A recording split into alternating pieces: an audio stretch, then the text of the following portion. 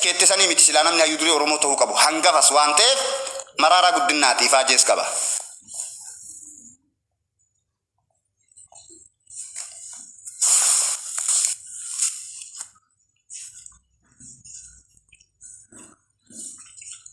Kanaaf hadha naftanyaa jala nu cabsitee naftanyaan morma nurraa muree jechuudha Abiyyi Ahmad Ali. Dogongora keetii. Amaanaan si kenname hin nyaatame wanni jennuuf kanaafi. Abbaan biyyaa abbaan qabsichaa osoo iddoon argatin faannoo fi Gondaree fi Goojjameen kalee gartee lafaa turte suni lafaa nutti kaatee hangoo qoodamte jechuudha. Hamma sadarkaa paarlamaatti.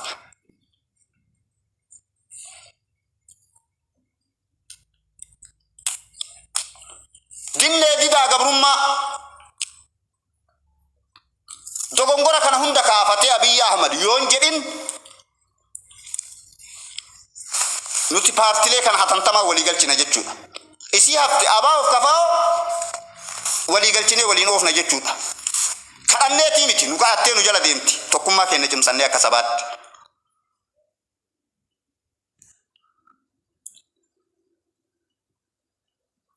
Tokkummaa keenya cimsannee akka sabaatti. Osoo gaafsan gorsaan muummicha ministeeraa Jawaar Mohammad kata'u taate Afrikaa tana bilisu kumsina. Gaafa Jawaar Mohammad si waliin dalagu bar Noobeelii nagaa ka fudhatte Abiyyi Ahmad Ali. Gaafa inni raddaatii keetii dhugaan kun hin bade dhugaan kun hin dhokate. Sammuu kee hiite gaafa isa mana hidhaatti galchite san donkooru Abiyyi Ahmad dhageeffadhu. Waraabaa irra sheer godha. Sammuu kee hiite gaafsan. Gaafa marroo fa'a qeerroo bilisummaa uummata Oromootiif marroo muka ariitu san waraana kee ariiti. Waraana diinaa gabbuutee nullee injiftee jechuudha. Ka makalaakaa federaalaa duubaan dhahee qawwee irraa hiikkataa bahee bara kana guutuu gaafa Tigraay wal lolu. Faannoon. Down faannoo. Down naftanyaa Oromoon tokko. Jaalatteetii miti bar funya uritti. Maannim ko Oromoo balaa yaadallam. Oromoo yoo walii gale kokkee qabee Abiyyi illee achirraa fuudha. Nama ajaja kenna dide an hoggansa paartiiti an hoggansa jimtii akkasiiti kokkee qabne irraa dabarsuu dandeenya. Maaliin tokkummaadhaan lafaa kaane? Kaleen qoqqoodamneeti.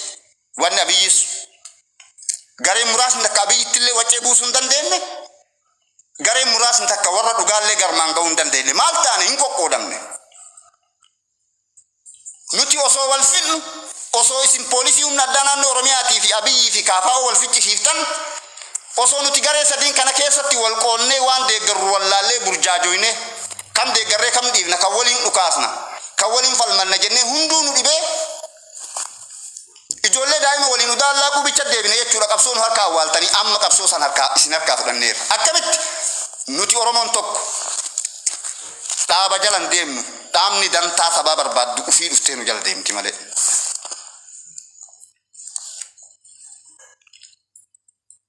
Ufii dhuftee nu jala deemti malee. Ammaaf hogganni kenna kaayyoo Oromooti. An hoggana keessanii an Oromoo bakka bu'a paartiin jedhu nu waliin naftanyaa Gondariif Goojjamiin galchuu irratti haa dalagu. Qabsoo hadhooytuun waliin haa gaggeessu.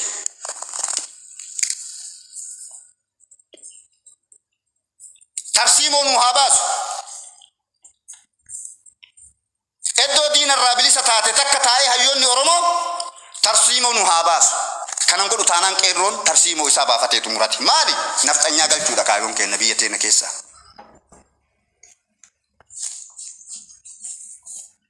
Oromiyaa nuti harkaan qabnu bar Amaara harkaa qaba.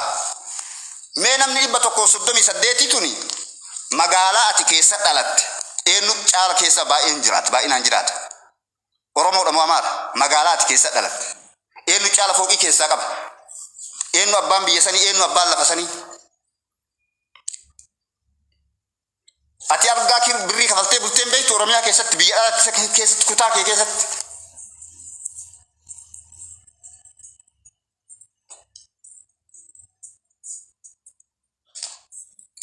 Dhaamsi kun paartilee bira nu haa ga'u. Dhaabaa gandummaa, dhaabaa Oromoo dhaabaan qoodu, dhaabaa Oromoo diina jala kuffisu, taane kutaa kenna keessa Oromiyaa kutaa 11 keessa Amaara galchuun dirqama. Gaafa Amaarri kutaa 11 keessa ka'ee gale hin bilisoomna.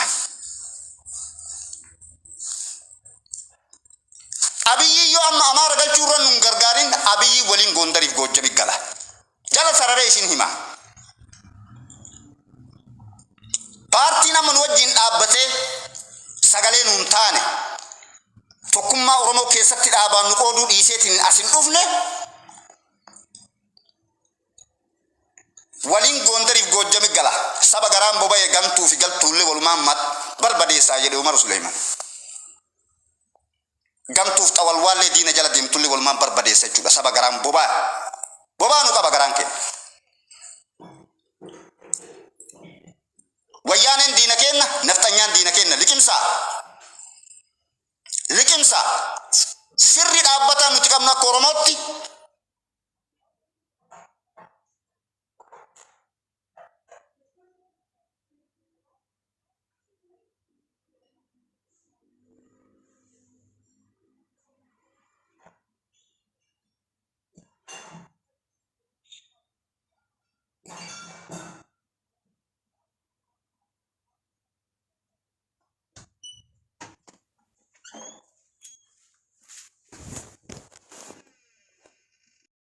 ija kana lamaan tu dhaame daa'ima qabdi misraa jedhaniin amma nan dubbiftu yoo haftaamii taate yaadira jiraatee dhageette booda mooxilaa sana taate as jirti misraa jedhaniin iji lamaan kun dhaame asli naan jette gidee dhaqe maka asli naan jette ilmooti jette sekendii shaniif ijaan argee du'uu barbaadaa naan jette du'uu barbaadaa sekendii shaniif ilmooti akkan ijaadaan qabadhee argee du'uu barbaadaa naan jette achumaan gargaarsa gaafadheef gaafa kaani gidee isiin ilmoo ijaan argite du'uu barbaadan jenne ufajjeetii jedhe maallaqa geessee fi kabiraan mootu ija irraa qalanii jechuun moora irraa qalanii gaafa isiin argitu maallaqa guureef ka irraa qalan 80,000 gaafatanii ijoolleen gargaarte arjaara uummanni Oromoo kun ani koo waan Oromoo kana jaaladhuuf anuma arrabsaa yoo birrii fidaa jedheen kennitan gidee isiin argitu mootu waadaan ati naa galte koo sekendii shan booda uf ajjeeta jettee maaf ishun ajjeeftu jedhama isiin bootti warri koomentii immoo na arrabsa akkasumatti gargaarata dagatanii inna ani yeroo waa jedhu qoosaaf jedha malee jibbaa namaatiif hin jedhu akka isiin duutu osoo barbaadde immaa gaafuma dura dhufee isin hin kadhanneefi sini garee akka isiin duutu yoo barbaade dhufee isin hin kadhu maaliif isiin hin beeku nan beeytu fira kiyyaa miti jaartitiyyaa miti chiikikiyyaa miti oromummaa waliin qabna garuu waan godhuuf waan hin qabne dhufee isin itti kadhee fayyiseera. Homa sanillee isinleen wannoo jettuuf haa kolfitaniif isinleen fataa itti haa jettuuf jechoota yoo san jedhaa turte keessaa tokko haa yaadattuuf jedhe malee nagara dedhamu. Ani koomentii ilaaluuf kolfe na arrabsan gowwa akkamitti namatti qoofta akkamitti dubartitti qoosta. Isaayyuu warra bar guyyaa tokko birrii takka gisee an gargaarsa wal hin kennin. Dazaa hinatu. Amalli kiyya xiqqoo ijoollee biraatiin adda. Afaan qullaa namaa booyuun jaaladhoon. Kaalleen waan qaburraa namaa kennu. Yoo dhabe namaa kadhachuu. Qabaannan nama rakkoo ofii danda'u namatti himu bara. Rakkoo ofii furuu danda'u miidiyaa dhufeen himu. Amma jechuun gisee an akkatti dhufee isinitti haa ta'u kana maazariin xiyya akka mana yaalaa jirtu beeytaniisi. Mana yaalaa jirti. Mee namni rakkoo narraa mul'atu hin jira hin fakkaata amma rakkama nama haati irraa dhukkubsatu fakkaadha. Hin fakkaadha. Wallaahi kunoo maazariin xiyya torbaan tokko mana yaalaa ciisaa jirti amma guyyaa 10 arre. Hin beeytan narra. Maatiin kiyya maatiin na dhabe gisee an aaru hin beeku duraan gaafuma ijoolletu yeroo an itti aaru narraa hin beeka. Hin beeytan isin amma Oromoo miliyoona 50 kun hin beeytan rakkoo yoo rakkoo dhuunfaa qabaadhe hin beeytan namatti rakkoo dhuunfaa kiyyaan himadhu osoo du'e. Wallaahi baatii makana keessa guyyaa tokko abbaa kiyya mana yaalaa Finfinnee ajajanitti maazarii hadaamaa ajajanii biyyarraa jechuudha. maadariin hadaama obboleessa tokkocha biyya jira natti dawwale asliinaan jedhe faadarii finfinnee ajajanii maadariin hadaamadha sila bakka lamatti uf kutamu eenyu wajjiin deemaan ajjeena dawwale hirrifadheen akka guyyaa san rifadhe jireenya kiyyatti rifadheen beeku tureetti deebi'a innaa mana yaalaa deemuuf karaa ga'ee miskoola natti godhe miskoola addaan kutuu dinnaan deebiseef ilma kiyya mana yaalaa deemaa jira 50,000 na gaafatanii innaa mallaqa hin qabdaa innaan 5,000 harkaa qaban 5,000 qabatee 50,000 kamanni yaalaa gaafate miskoola naa godhe an birrii takka wallaahi birrii takka keessaa qabu waan nyaadhuun qabu innaa maal waaree natti dawwalate ilma qabutu ana hangafa sanu ilma hangafa qabutu ana wuccaa garii qaba wuccaa garii mate amma warra keenya biyya bakka kanallee waan isin ajaa'ibu nuti Ameerikaa Kanaadaa kana firan qabnu Ameerikaa Kanaadaa kana firan qabnu warri keenya amma biyya bakka kanaayyuu wuccaa garii ta'e amma maatiin kiyya bataam itti an akka keessa magaalaatti dhalanne isi warri magaalaatti dhalattan koo barra yeroo tokko tokko natti toltu maaliif waan isin keessa jirtan hin beeka warri magaalaa amma ani ilma qotee bulaati warri keenya biyya bakka kanallee amma faadariin xiqqoo quraana beeka sheeka quraana irratti qaraane an biyya namicha abaaramaa san biyya fir'aawna jira minaamin jedhani gide tokko tokko ofirraa sosso akka inni nachi kale gide tokko tokko quraana biyya namichi Asiyaa itti azabe sanii minaamin jiraanan inna biyyuma baqaa kan amma warri keenya jechuun maatiin keenya akka waan bakka ani biyya wuccaa garii jiru se'a wallaahi wuccaa garii waan jiru se'a inna 50,000 na gaafata inaan jedhe 5,000 kiisii kaate mubaarakitti hime Facebook irra baanee fi kadhannaa kafaadariin dhukkubsatuu natti dhagamin isa amaliyyaa godhan natti dhagamin kaaniin mallaqa kiisaan qabne natti dhagamin gidee mubaarak Facebook irra baanee fi gaafa dhanaan jedhu wallaahi duuda kana nacite wallaahi gaafadha mubaaraki an maani maatii kiyyaa dhufee gargaarsa gaafachuu du'uu naa wayyu jedhe wallaahi duuda kana nacite obboleessa akiraa jedhen Facebook irra baatee naa kadhachuu miti akka abbaa kiyya dhukkubsataa jiru koomentii kiyyaa dhuftee goonan wallollaa jedhe raabate የመጨረሻ ነው የምንጣላው ይሄን እና ዮሲት ቶለ ዶላር 50 ናሊ ቄሲ ዮሲት ቶለ ሞቱ ፍራዲስ ይሄን አቺ ጆለ ሂሪዮ ተከየራ ወለቲ ፉፉደ ኩመ 50 ጋፈታ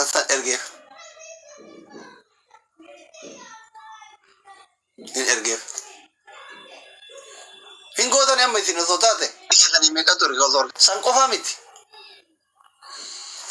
miti gide amallaka ergeef minaamin bilbila waliin haasofnu ijoolleen hunduuyyuu kunoo abbaa isaanitti telefoon smartifoonii kana ergitee fi maa ilmoo ofii yoo dubbisuu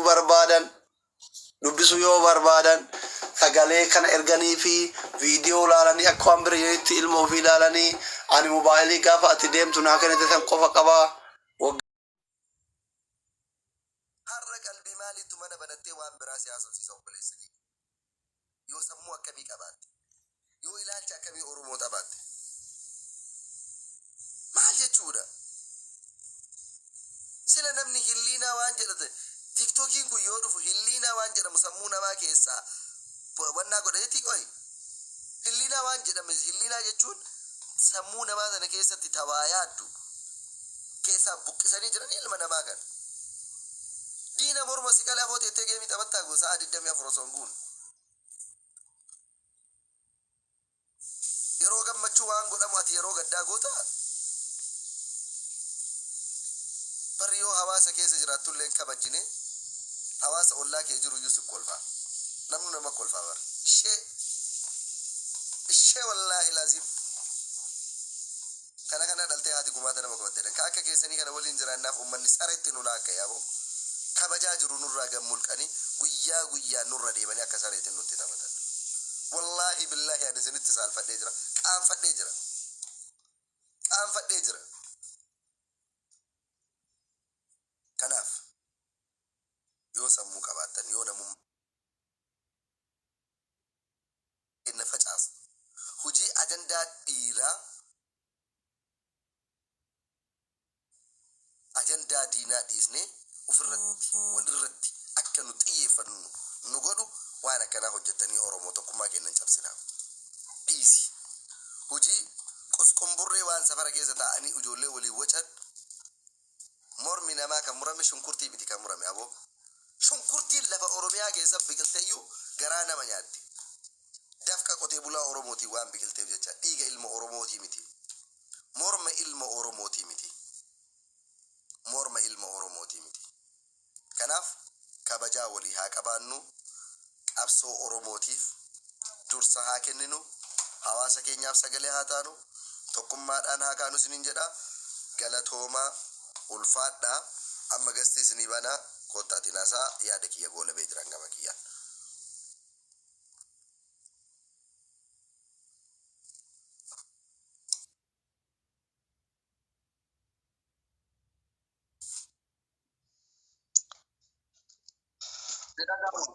Baga nagaan dhuftan. Baga nagaan nu eegde Nasrii galatoomii dhugaa waanuma dubbatamoo qabdu irraa dubbataa jirta. Anuma dhufee liivii seenuudhaa iddoo si argeetan kalaas dubbiyan dubbachuu barbaadu Nasrii nu dubbataa jira dheen as jala isaatti dhaggeeffachuu jira.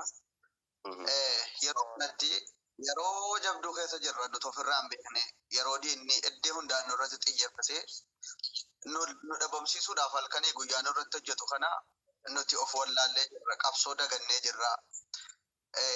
Amma guyyaa lamman kanaayyuu baroo jirraayyuu haga ta'e baroo jirra jechuu wayyaayyuu of yaadataa jirra.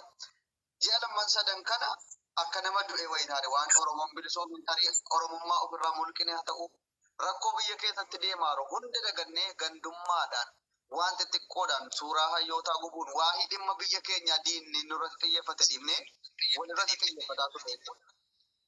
Amma kan nu baasu siyaasa keessa hin seenu. Nuti akka Oromootti Oromoo akka Oromummaa keenyaaf du'aa jirra. Oromummaa keenyaaf lafarraa balleeffamaa jirra. Malee ati jimmataa keessa ajjeesaa jirta. Lakkiinni kun arsiidhaan ajjeesin jedhee namni si ajjeesuu dhiisuu hin jiru. Ati afaan Oromoo dubbadhu ati Oromoo ta'i.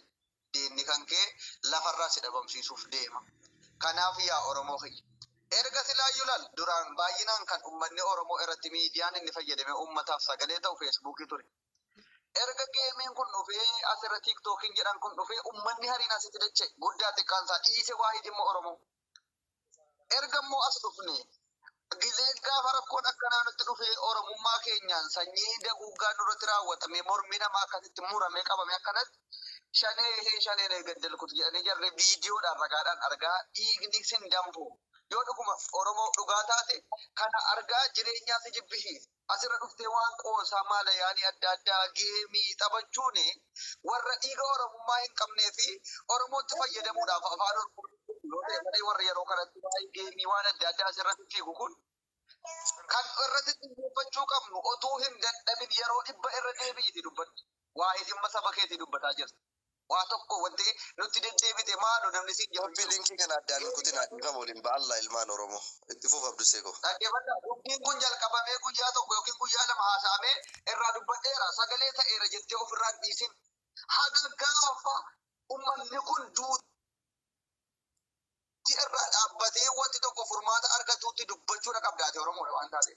Ati rabbiin hireetii kennee har'a biyya ormaa jirtu. Akka warra kaanii biyya keessa jiraattee ajjeefamtee lafarraa buqqifamtee waan nyaattu dhabdee beela'aa jirtu nyaataa jirta. Garuu miidiyaatti ol baatee daataa guuttattee dhufte saba keetiif sagalee ta'uun dhiibbaa akka qabu wallaaluun qabu. Dhiibbaa guddaa uuma. Wanti nuti amma Nasraan waan tokko qofaa seen bu'uu barbaada hojiirra hin jira.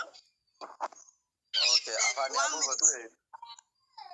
Okay. Kanaaf feesbuukii irrattis dubbataa jirra. Warri feesbuukii fayyadamtan warri hin qabnellee karaa tiwutariitiinis duulli ni gaggeeffama. Guyyaa qabamee baay'inaan yeroo tokkichatti isiniif beeksifama. Guyyaa tiwutarii irratti duulli gaggeeffamu. Ofii nu ajjeesanii kaanii suuraa sana shooppii godhanii deebi'anii ittiin duula duratti bananii jiru. Oromoon nu ajjeesaa jira. Dhumaa jirra jedhaa jiru. Dhaqaa dhaalaa zamad kun baqqalee kan jedhan jala shooppii inni uummata raachiin telegiraamii hidhee lakkoofsa waan meeqa godhaa jiru. Nuti ofii duulee itti fayyadamne sagalee ta'uullee dadhabuun keenya dhaloonni ammaa kun dhaloota bubbee akka ta'e natti mul'isa. Maaloo warri asirratti sa'atii kana laayivii banattee waan adda addaatiin qoosa adda addaatiin yeroo kee gubaa jirtu dammaqi yoo dhuguma Oromoo taate bor obboleessa kanarraa akkanatti mormirraa jete kun kan akkanatti harmeessa akkasitti haati duute jennaan ilmoon daa'imni akkasitti haadharra dhaabbattu kun otuu adaadaa kee yookiin haadha kan kee taate jedhi yaadi. Gaafa kana yaadatte sitti dhagahama. Gaafa sana saba keetiin sagalee kanuman jedha wal dammaqsa callistanii ilaalinaa galatoomina sirii kiyya ulfaata. Galatoomii Abdusee Faatillee ulfaata namoota birootiif illee. Oromoo komentii jechuudha. Poostii jaraa hunda keessa galaati akka jarri nama ajjeesan akka jarri nama qadanii nama waadanus barreessaa komentiidhaan iyyuu qabsaa'an jedha. Akka jarri maqaa keenya balleessanii nus immoo balleessaatuma dabarfannan jedhaan. Yaa chillaa hin jedhina. Maraachuu qabna ilaal jarri. Yaa arabiffaan fa'i ijoolleen arabiffa dandeessan arabiffaan fa'i viidiyoo hojjedhaa gudii jaraa addunyaan haa baruufi chillaa hin jedhina. Jarri afaan meeqan hojjetaa maqaan boqonnaa itti kennine geemii ajandaan taanetti yoo nu deebine jarri boqonnaa argatanii akka fedhanitti miidiyaa kanarraa wacaa oolan akka fedhanitti propagaandaa dalagatan amma jaruma keessa waan tokko isinitti ta'an waan isin ajaa'iba viidiyoo dheengadda nama gubaa poolisiin akkana qabatee salfii bira ka'u sana kumaatamaan ijoolleen Oromoo irra dalagate maal jedhan kammaan isaanii dhufanii achi jalatti አረ ይሄ ነገር እኮ ግራ ገባን። ይሄ ነገር ኦሮሞ ነው ወይ አማራ ነው? እስቲ የምታውቁ ሰዎች ንገሩን። ኦሮሞ ይሄንን ፎቶ ይዞ ያለቅሳል፣ አማራ ይሄንን ፎቶ ይዞ ያለቅሳል። ጀቻ ቱረን አደኑባሳ ኩን ኦሮሞ ደሞ ኩን አማራ ሜ አደኑባሳ አይዳ ቱረን ማሊፍ ከነከ ጎድ ማልኒ ቀብሶ ኢልማን ኦሮሞ ሶሻል ሚዲያ ረጅርተን ኩን ጎተኒ ሱራ ጀር ቀራ ሱራ ኢልማ ኦሮሞ ጉበኒ ፎቶ ረካን ከነ jarri fuutee ittiin shaqqalatu barbaadee turte. Oromoon galaana baay'inni isaa kan isin argitan kana sooshaal miidiyaa irra qara wal fixaa ture kun guutuun ija banatee jennaan suuraa kana fuudhee sooshaal miidiyaa irra garagalche. Jarrummaan ofii ofiitiyyuu waliigaluu dadhabdee kun eenyunnini mee adda nu baasa giraa nu galee jedhaa turan. Kuni qabsoodhaan malee taphatti miti wanti kun kan dhufe jecha itti fufii jiru. Koya ኮመንት እያንዳንዱ ኮመንት ላይ ገዳይ እንደሆኑ አራጅ እንደሆኑ ሰው እንደሚያቃጥሉ እያንዳንዱ ወራ ፋንጀራ ቤክተና ፋንጀራቲን ወራ ኦሮሚፋንስ እንግሊፋንስ በሬሳ በርፈዳ ነምኒ ረጫለ ቪዲዮ ኮመንት ይላል አናም ኮመንት እንገል ይላል አዳን ከንኩ ደፌተን ኮመንት ይላል ኮመንት በሬሳ ሐሚሌ ጀራ ጨፍሳ ከነቀብሶ akka jarri maraate carqii gattu godhuudha tiktok miidiyaa kana guutuu irratti kallattii hundaan ulaa hundatti cufa juurii galatoomi nama birootiif carraa kenna itti fuufi haafis qannoo asee gadi buu dubbadhu carraan illee keeti tartiibaan isin galcheessin hundaa koppilinkii illee komitii irratti illee koppilinkiitti jabaadhaa jechaan ture ammas uummata 600 meeqa as jala jirtan koppilinkiidhaan jabaadhaa adaraa oromummaa isiniin jedha namoota Oromooti akka sariinummaan tun sareen ilmoo sareetun akka narra cufteetiin tiktokii kana irreen irratti hin arganne koppilinkii fi taaftaabii qofa taaftaabii kanallee miiliyoona takka galchaa koppilinkii kana dhaabbatinaa isiniin jedha manni kun mana Oromooti malee tiktokii nasrii aanolee qofaa miti wanti isin beekuu qabdanii sagalee keessan mana keessan injifatamuu qabdanii isin jedha yoo oromummaa isinitti dhagahame wanni jechuu barbaadu isaan yeroo dheeraadhaaf itti qophaa'aa turanii isin jedha waan kana lola biyya kana keessatti ture lola kaabaa keessatti hin hirmaanne maaliif fataa diimaa waggaa tokkoof dheengada leenjisan dhiyeessatti naqan bakka tokkotti illee jifne waggaa tokkoof akkamitti namni leenjifata mana isaa keessatti lolli gaggeeffame akkamitti namni waggaa tokko maal seete ijoolleen Oromoo guyyaa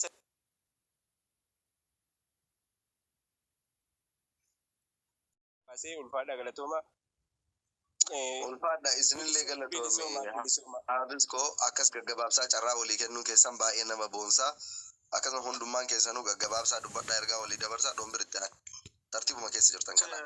Galatoomii Naasiroo tokkoffaa irratti jalqabaas galateeffachuu barbaada akka waan kana argitee fi dhageetti irraa qabdee sagalee Oromoodhaan ta'aa jirta ammas ulfaadhu galatoomii jabaa kennanu jabaadhu akkanumatti itti fufi jedha lammata waan ati dubbatte keessaa tokko ummata keenya kana sirriidha wal argina tokkoffaa asirratti geemiitumaa jiran yoo ati dhaytee waa jalatti barreessitu Naasir dafanii miitu si godhan maali hinnaasuu Oromoon qabdanii ottuu namootuma har'a gugurdaa asirratti seenaan ammoo ol kaayamaa deema atis kaleessa sirriidha akkuma ati jette Amaara waliin taphataa turte waliin kolfaa turte kennaa fi turte sii kennaa turan har'a ammoo wanni jaraa sun wanni duraan dalagan ol baasanii sitti agarsiifnaan garaa si hammeessan akkamitti garaan hammaachuudha ba Oromoo teena taasirraa giiftii walii kennitu. Giiftiin homaatii miti dur kanaan jiraataan turre Oromoo. Har'a galeessa gartee du'aan namaatu yoo namarraa du'e namni guyyaa sadii bakkumatu jettanii azzana akkanattu nasiibummaanuu jajalli rabbii hojjeese. Har'a kan namni ajjeese akkanatti gifiidhaan du'e kanaaf jedhanii akkamitti deemii caalchifatan ka jedhu kanarratti illee nu dubbaddaa. Ammas ammoo Oromoon bakka jirtu akkanumatti itti fufi mana akkanaa kana kooppiliinki godhaa jarri akka jirtuun riippoortii godhaa jiranii jabaadhaa Oromoo warra jala jirtan hin rafinaa taaptaap godhaa kooppiliinki godhaa wal jabeessaa isinin jedhaa galatoomi Naasir hedduu galatoomi hedduun ulfaadhu doombiroo kiyyaa kooppiliinki makanatti jabaadhaa isin yoo qadarri rabbii keessa jiraate carraanaa dabarsaati dafeen dubbadhee baanis isin keessatti rakkoon qabu dubbadhu. Naasiriyyee baay'ee galatoomii Naasir yoggaan arganii dhugaa dubbachuudhaaf Oromoo hunda kiristaana musliima Oromoo kutaa 11 dhagarraa jiraadhu baay'ee galatoomii baay'ee si jaalanna baay'ee si kabanya maatii kee wajjiniinu. Ulfaadhu rakkoon qabu galatoomsanii. Ani wannan dubbachuu barbaadu Oromoon keenya ammallee nuti hin dammaqne. Fakkeenyaaf isaan tiitoorii irratti dhaqaalaala Oromoon keenya akka tiitoorii itti fayyadamu warroonni miidiyaa gurguddaa qabdan warroonni beekumsa gurguddaa qabdan Oromoon gara tiiktookii dhiisee tiitoorii fi feesbuukii irratti deebi'uu qaba. Qabsoo feesbuukii wayyaanee maqaleetti galchite waan salphaa miti hin beektan hundi keessanuyyuu. Garasitti deema. Lammaffaa immoo itiin viidiyoo isaan kaleechaa alaamaa lummuxxii itti godhanii akkasitti baasassani nutu itti fayyadamne malee nuuf gaarii Oromoon itti fayyadamne garuu raga Oromoon ni ajjeesa harka mura morma mura nuun jedhan abbootiin keenya akkas godha gisee nuun jedhan hin sobdani isintu nama mura isintu nama ajjeesa kan nuun jedhan ragaa ofirratti ba'a viidiyoo sanii fi footoo san har'a footooshooppii gisee godhan giseen teekinooloojiidha bahuu danda'a garuu Oromoon viidiyoo sobaa suura sobaa odoon ta'e viidiyoo jira osoo suuraa ta'ee footoshooppiidha jechuu danda'a. Kuni yeroo jarri irra dhaabattee reeffarra alaabaa ofii qabattee haasoftu viidiyootu jira. Oromoo irraa maaltu eegama? Viidiyoo kana facaasuu qofa. Maybe TikTokiin isin adabuu danda'a waan ta'eef Facebook irratti facaasuu, sooshaal miidiyaa hunda irratti facaasuu akka Oromoo hunda bira gahu godhu. Kanuma qabsoon bakka namu waan danda'u godha waan ta'eef jechuudha. Itti fufu. Okay, iddoo hojii jirti natti fakkaata Sumayyaa dubbadhu. Naasir kenna guddaa galatoomii jabaa Mul'atu